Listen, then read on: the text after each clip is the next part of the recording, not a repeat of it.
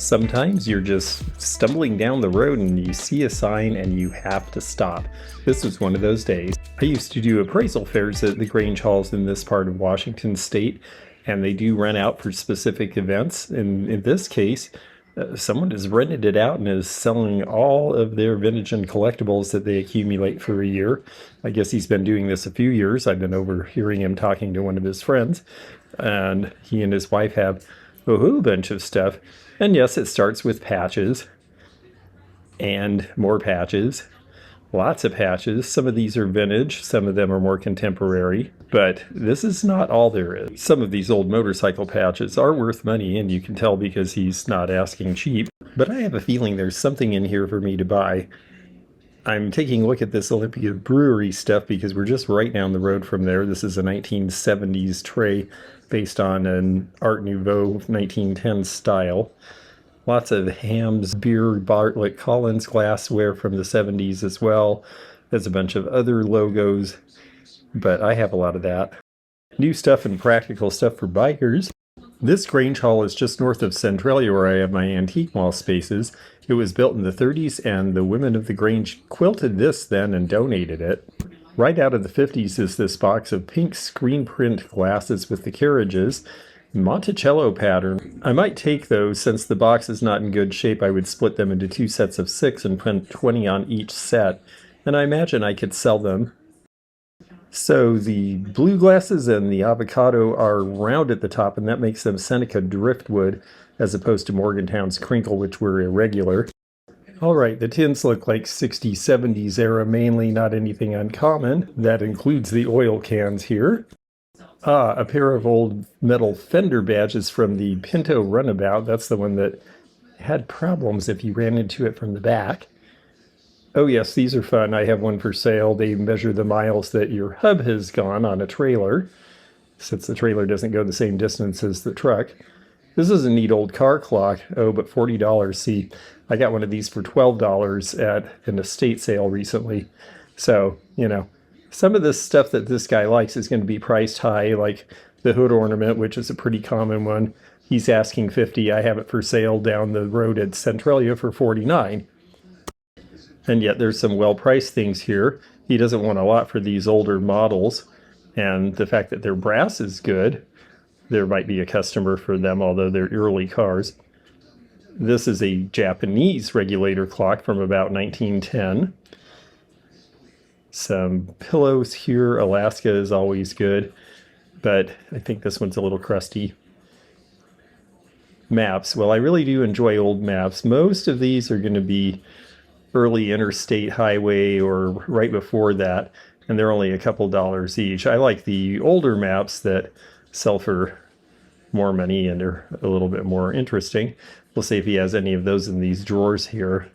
I'm looking for things from the 1940s and especially before World War II. He's got $2 each. Most of these are 1950s era, but they are interesting in terms of showing you the old roads before we had interstate freeways, so you can get an idea of what it was like when people just had to go stoplight to stoplight up and down the coast in the United States. It was a very slow task. In fact, in Seattle, where a bad rush hour can be an hour and 20 minutes, these days, and everybody complains, the freeways replaced a road where the rush hour could be 3 hours long because you had to stop and go and stop and go. So believe it or not, as frustrated as we get in our modern era, we have made some improvements. I see an old Ford manual. If that was priced right, I would take that. Also, this looks like something from Scouting. Yes, Sea Scouts. I thought I recognized that from the 70s. Curtis came out with Coconut Grove to compete with Mounds right after World War II. This is a neat little framed store advertisement. That might be something to buy, but let's see what else there is first. Practical treaties of steam engines. Things like this may seem very dry, but there are some gearheads who really like this sort of thing. Just depends how interesting the book seems. I think they're asking $5 a piece on these, though, and a lot of them only go for that, where a handful go for considerably more. So you really kind of have to know the topics. Steam generation and use. Ooh, television news. This looks cool. radio and television news. It started as radio news, and then when TV came out, they immediately caught on to the fact that TV was going to supplant everything, and they broadened their horizons.